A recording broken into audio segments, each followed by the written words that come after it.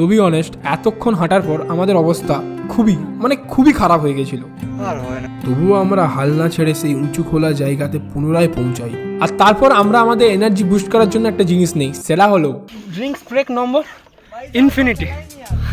পেটের সঙ্গে no compromise guys. এবার খাবার পর আমাদের বোতলে যেটুকু জল থাকে সেটাও শেষ করে ফেলি। এখন সিচুয়েশন কিছুটা এরকম যে খাবারের প্যাকেট খালি, বোতল খালি, কিন্তু পেট ভর্তি।